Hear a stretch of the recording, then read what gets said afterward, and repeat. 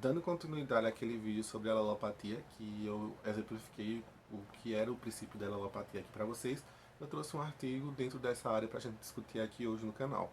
Eu sou o Paulo Miranda e seja bem-vindo ao Falando Ciência. O artigo que eu trouxe para vocês hoje ele é intitulado Composição Química e Atividade Herbicida de Óleos Essenciais de 3 espécies de copaífera leguminosa da Amazônia brasileira, publicado esse artigo ele foi publicado em 2019 na revista Industrial Crops and Products e ele foi uma pesquisa que foi feita em parceria com 3 instituições distintas. Foi a Universidade Federal do Pará, a Universidade Federal do Amazonas e da Embrapa, certo? Então ele tem como tema, como eu falei, a alelopatia, que é a interação entre as moléculas de uma planta e uma planta que entra em contato com essas moléculas e como essas moléculas podem desencadear um efeito benéfico ou maléfico, tá? Impedindo o desenvolvimento ou melhorando o desenvolvimento dessa espécie, dessa planta, né? Então eu vou deixar linkado aqui para vocês, se vocês quiserem dar uma olhada sobre o princípio de forma assim mais simplificada e como isso funciona, né? E hoje eu vou apresentar então esse artigo aqui, né, na prática, né? A alelopatia na prática, como é que são feitas as pesquisas com esse efeito alelopático. Nos últimos anos, a agricultura ela se tornou muito dependente do uso de fertilizantes e defensivos agrícolas, como herbicidas, fungicidas e também inseticidas, que são tipos de pragas que podem trazer um certo prejuízo à produção de determinada cultura de planta, né, a qual a gente pretende obter alimentos. Esses produtos utilizados na agricultura causam diversos tipos de impactos, tanto no meio ambiente como impactos também na saúde humana, uma vez que os constituintes desses produtos eles chegam a ser tóxicos, são bioacumulados por plantas e vão parar diretamente na nossa mesa e nós os consumimos. Um dos problemas associados ao uso indiscriminado destes defensivos agrícolas é que as pragas elas podem adquirir resistência a esses produtos utilizados, né? Aqui no Brasil, por exemplo, tem diversas ervas daninhas que já apresentam resistências a alguns insumos agrícolas, né? Alguns herbicidas, né? Com base nisso, diversos estudos eles vêm sendo realizados com o intuito de produzir novos defensivos agrícolas, especialmente algo que tem chamado a atenção nos últimos anos são aqueles insumos que são produzidos a partir de produtos naturais, né? Utilizando então o princípio da alelopatia aqui para poder desenvolver esses produtos. E esses produtos, esses defensivos agrícolas à base de produtos naturais, eles são produtos que são potencialmente sustentáveis e um desses produtos naturais que podem chegar a ser utilizados se mostram promissoras alternativas ao uso de sintéticos são os óleos essenciais, né? Os óleos essenciais é um dos tipos de produtos que nós podemos obter de plantas. A gente tem os óleos fixos, os óleos essenciais e os extratos, além de biomoléculas isoladas, né? E aí aqui no Brasil a gente tem esse gênero, que é o gênero Copaífera, um gênero que compreende diversas espécies que compartilham características em comum. E o gênero Copaífera ele consiste em 28 espécies, das quais 16 ocorrem no Brasil. Dentro dessas 16, 9 ocorrem no Amazonas, né? Produtos desse gênero já possuem aplicação na indústria farmacológica. Com base nisso, a pesquisa que culminou nesse artigo, ela objetivou avaliar o efeito do óleo essencial de 3 espécies do gênero Copaífera na germinação e no desenvolvimento inicial de 2 espécies que são consideradas ervas daninhas, sendo essas espécies a mimosa púrica e a mimosa púrica e a Acena obtusifolia. Então, simplificando aqui o objetivo dele, eles pegaram 3 espécies desse gênero Copaífera que já apresentam uma gama de biomoléculas, né? Já se sabe bem mais ou menos o que é que ocorre nelas, e aí eles obtiveram o óleo essencial dessas plantas para testar sobre 2 espécies de ervas daninhas que prejudicam a produção de determinadas plantas, porque elas competem ali naquele ambiente pelos recursos, né? Impedindo que as plantas que você está cultivando tenham um desenvolvimento ideal, né? Então vamos para a metodologia. Como eu sempre destaco aqui, você pode ler a metodologia na íntegra desse artigo através do link que eu vou deixar aqui embaixo, quando você vai ter acesso ao artigo e pode ler ele na íntegra, né? Mas o resumo da metodologia, como eu sempre costumo fazer, foi o seguinte: eles pegaram essas 3 espécies do gênero Copaífera, que foi a Copaífera Marte, a Copaífera duque e a Copaífera reticulata. E aí eles obtiveram os óleos essenciais delas. Como foi que eles fizeram isso? Eles separaram então as folhas e os caules dessas plantas e extraíram o óleo das folhas e o óleo dos caules. Eles caracterizaram quimicamente esses óleos para saber o que é que tem exatamente ali e o que foi que eles fizeram em seguida após obter esses óleos. Eles pegaram as sementes de Senna obtusifolia e de Mimosa pudica, que são as ervas daninhas, e em uma placa de Petri cultivaram essas sementes por durante 10 dias na presença do óleo, em condições controladas, com câmara BOD, temperatura controlada, disponibilidade de água, tudo controlado, né? E observaram então a germinação e o desenvolvimento delas. E a partir disso eles compararam com um grupo que foi cultivado apenas na presença de água, qual era o efeito que o óleo teria sobre a germinação e o desenvolvimento dessas espécies, se ele conseguir inibir a germinação ou fazer com que essas plantas se desenvolvessem menos. Vamos então aos resultados, né? No total eles conseguiram identificar 70 tipos de compostos nos óleos, né?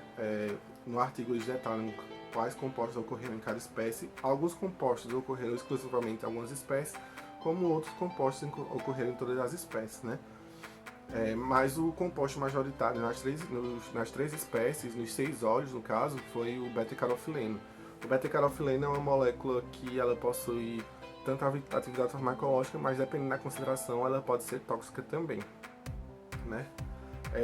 Uma coisa que eu achei legal foi que, além do perfil químico dos óleos, eles verificaram então qual era o grau de similaridade entre os óleos, gerando então um dendrograma, né? E aí esse dendrograma está aparecendo para vocês, né? E aí o que é que esse dendrograma quer dizer? Quer dizer que, por exemplo, eles conseguiram separar através de estatística em 3 grupos distintos. O grupo 3, que está destacado, ele apresenta apenas uma similaridade de 23% de sua composição em relação aos demais óleos. Já o grupo 2 é um grupo que apresenta uma similaridade entre si de 40% da composição desse óleo, e o grupo 3 eles apresentam uma similaridade entre si de 57%. Né? Então esses óleos, como eu falei, apesar de eles terem diversos compostos em comum um com o outro, eles também possuem diferenças que são bem exclusivos e característicos um do outro. O fato de que alguns compostos ocorrem em algumas espécies sim e outras não, acontece porque esses óleos essenciais são provenientes do metabolismo secundário, como eu já falei diversas vezes aqui nos vídeos sobre o que é metabolismo secundário, e a síntese dele depende das condições em meio que essa planta estava. Então pode ser que de repente a planta ela possui rotas metabólicas exclusivas para aquela espécie, e também pode possuir rotas metabólicas compartilhadas entre todas as espécies. O que eu quero dizer com isso? Quer dizer que, dependendo das condições do meio, uma planta ela pode apresentar mais composto em maior concentração, como também não pode apresentar esse composto. Isso depende muito de um grande número de variáveis, né? E das condições em que essas plantas foram cultivadas para poder sintetizar esses óleos essenciais, né? Isso que a gente encontra essa variação da composição dos óleos, né? No que diz respeito então ao potencial alelopático, né? Tentando responder à pergunta que esses óleos eles conseguem ter um efeito onde inibe a germinação ou desenvolvimento dessas plantas, dessas 2 espécies de ervas daninhas. Coisa que eu quero ressaltar aqui, a consideração que eles utilizaram de cada um dos óleos, né? São 6 óleos no total, 3 óleos da parte aérea das plantas e 3 óleos do caule. Então, a composição que eles usaram, a concentração foi de 1% de óleo, né, na solução total que eles colocaram naquelas placas de PET para que a planta fosse cultivada, né? E aí, quanto ao impacto que esses óleos causou na germinação e no desenvolvimento inicial das plantas, como a gente tem muitos óleos aqui, 2 espécies de plantas distintas que estão sendo testadas também como ervas daninhas que vão sofrer, como as plantas que vão receber esse óleo, eu vou falar então de forma mais geral e destacando as 2 espécies, né? Então primeiro vamos à Mimosa pudica. A germinação da Mimosa pudica ela foi afetada em uma variação entre 5 até 17,3%, ou seja, os óleos foram capazes de inibir até 17% do número de sementes germinadas, né? E o óleo de Copaífera reticulata ele foi o mais efetivo nesse quesito da inibição da germinação de Mimosa pudica. No quesito de desenvolvimento inicial, eles avaliaram o comprimento da radícula e o comprimento do caule.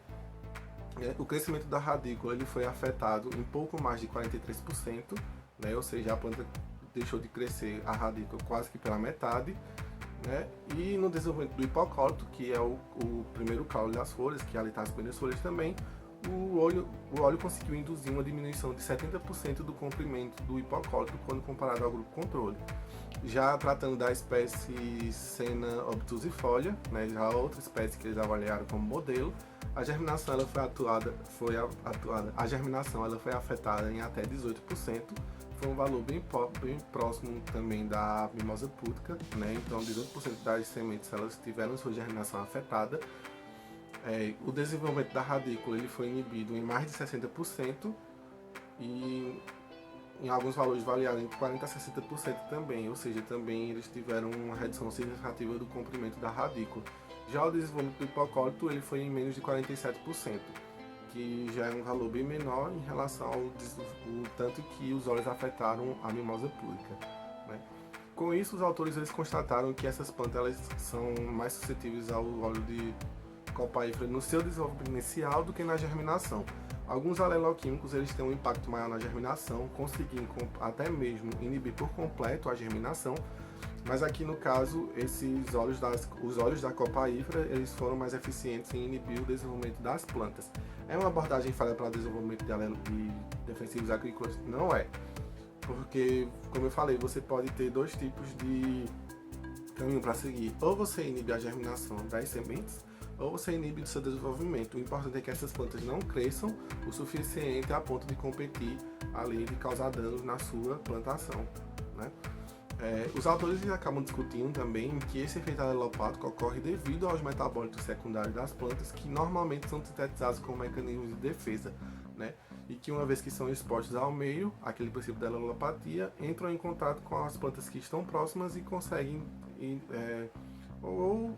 induzir esses efeitos tóxicos nas plantas vizinhas. Ainda assim, esse efeito ele não é, por exemplo, o mesmo para todas as espécies, porque as espécies elas respondem de forma diferente a esses compostos. E é por isso que eles constataram que a mimosa pudica ela é mais suscetível à ação dos óleos essenciais do que a Senna obtusifolia, mas ainda assim as duas foram suscetíveis à planta, aos óleos, só que os óleos afetam mais uma espécie do que outra. Outro fator também é que os óleos essenciais eles tendem a ter uma variedade muito grande de compostos, como eu falei, em todas as espécies eles identificaram pelo menos 70 tipos de compostos distintos, né?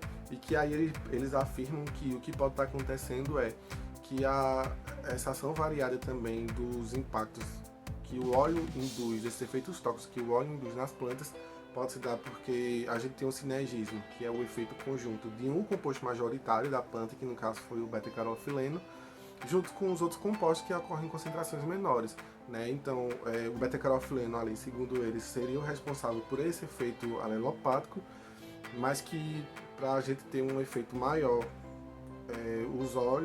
um efeito maior desse beta-carotene, os outros compostos que estão presentes no óleo essencial reforçariam esse efeito, né? Culminando então no efeito cinético. Concluindo, destacando aqui o que eles fizeram, né? Eles conseguiram unificar 70 compostos diferentes nos óleos essenciais, e eles constataram que um dos majoritários é o beta-carotene. Por que é importante fazer isso? Porque a partir do momento que você identifica o que tem naquele óleo, você pode isolar essas moléculas e estudar ele no mecanismo mais a fundo para desenvolver um produto mais preciso a partir disso, né?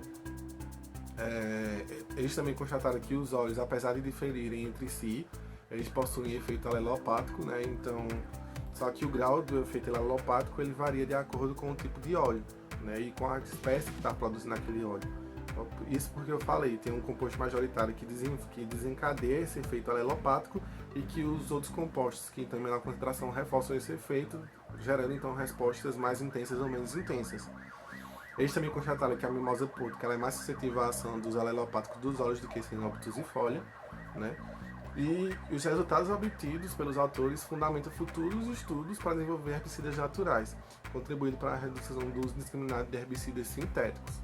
Falando um pouco aqui do que está acontecendo no momento no Brasil, a gente está tendo a aprovação de muitos compostos que são prejudiciais à saúde humana e prejudiciais ao meio ambiente, mas que, de certa forma, eles conseguem fazer com que a produção de alimentos aumente. Mas será que vale a pena realmente você ter esse aumento no número de produção, se isso pode causar problemas de saúde pública, problemas sérios ambientais? Como eu já falei aqui no canal, a biodiversidade, o meio ambiente, né, ele presta serviços ambientais pra gente que a gente não sabe nem como substituir esse serviço, né? É muito complicado e muito delicado fazer isso, né? E aí a gente, como um país que não é tão devastado assim, mas infelizmente a gente está caminhando para isso, né? A gente podia investir em pesquisas com alelopáticos, a gente podia investir em pesquisas com essas nossas moléculas que ocorrem aqui no Brasil, essas moléculas naturais, no intuito justamente de desenvolver produtos que tendam a causar menos impacto no meio ambiente, mas que ainda assim elas possam ser utilizadas de uma forma que a gente possa ter o efeito desejado, como por exemplo os herbicidas, os inseticidas, né? os fungicidas também. E a gente descarta muito isso porque a gente tem muito pouco incentivo à pesquisa aqui no Brasil, né? Não tem tanto quanto deveria. A gente devia passar a levar para frente a produção desses produtos e deixar mais de lado os agrotóxicos, né? Os agrotóxicos sintéticos, né? E passar a usar produtos naturais que tanto melhoram a produção do ambiente como também protejam essas culturas daqueles problemas que eu já falei, como ervas daninhas, como fungicidas, esses tipos de praga, né? Então é bom fazer uma reflexão sobre isso, e esse artigo que foi desenvolvido por esse pessoal, ele prova que essa planta, que a gente consegue tirar um produto de uma planta que, se for estudado mais a fundo, a gente chega a uma resposta de como inibir por completo a germinação dessas plantas, dessas ervas daninhas, como utilizar um produto por completo para inibir a ação de fungicidas, né? Enfim, né? Esse foi o artigo de hoje. Eu espero que vocês tenham gostado. Deixa o like, compartilha. É essa que eu vou.